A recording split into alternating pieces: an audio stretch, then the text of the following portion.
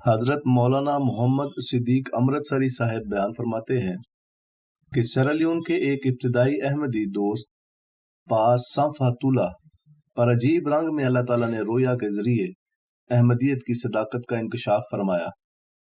چنانچہ ان کا بیان ہے کہ 1939 کے دوران ایک موقع پر جبکہ میں لونیا ریاست کے ایک گاؤں باؤماؤ نامی میں رہائش رکھتا تھا، میں نے خواب میں دیکھا کہ میں وہاں کی مالکیہ مسجد کے ارد گرد سے گھاس صاف کر رہا ہوں۔ جب کچھ دیر کام کر کے میں نے کچھ تکان محسوس کی تو مسجد کے قریب ہی ایک پام ٹری کے نیچے ذرا سستانے کے لیے کھڑا ہو گیا۔ اسی اسنا میں کیا دیکھتا ہوں کہ میرے سامنے کی جانب سے ایک سفید رنگ کے اجنبی دوست ہاتھ میں قرآن کریم اور بائبل پکڑے میری طرف آ رہے ہیں۔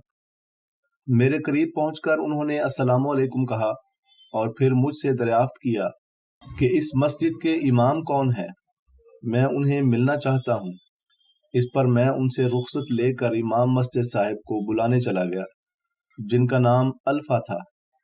ہم واپس آئے تو یہ دیکھ کر حیران رہ گئے کہ مسجد میں ایک سایہ دار کھڑکی سی تیار ہو چکی ہے اور وہ اجنبی شخص ہماری مسجد میں خود امام کی جگہ پر محراب میں کھڑے ہیں۔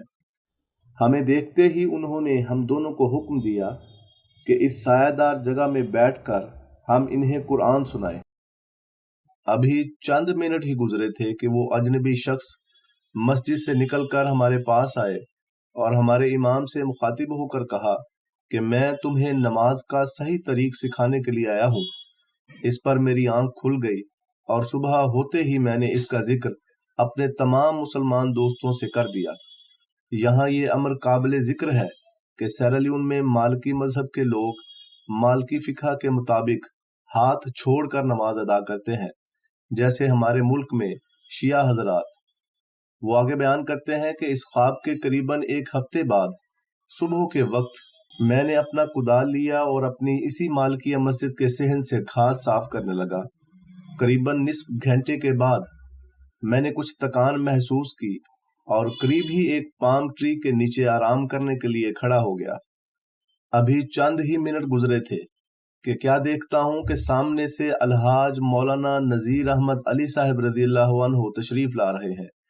آپ نے قریب آ کر مجھے السلام علیکم کہا اور رہائش کے لیے جگہ وغیرہ دریافت کی۔ میرے لیے یہ ایک نہایت تعجب انگیز بات تھی کہ جو خواب میں ابھی چند یوم پہلے دیکھ چکا تھا، بعین ہی وہ آج اسی طرح پوری ہو رہی تھی، یعنی الحاج مولوی نذیر مرحوم رضی اللہ عنہ ہی وہ بزرگ دوست تھے جو مجھے خواب میں دکھائے گئے تھے۔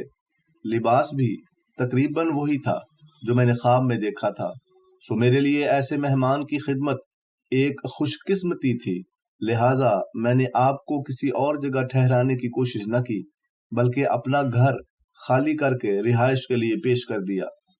اس کے بعد میں اپنے مسلمان دوستوں کے پاس گیا اور انہیں بتایا کہ جو کچھ میں نے خواب میں دیکھا تھا وہ پورا ہو گیا ہے، یعنی وہ بزرگ سچ مچ تشریف لے آئے ہیں اور اب میرے گھر میں رہائش پذیر ہیں۔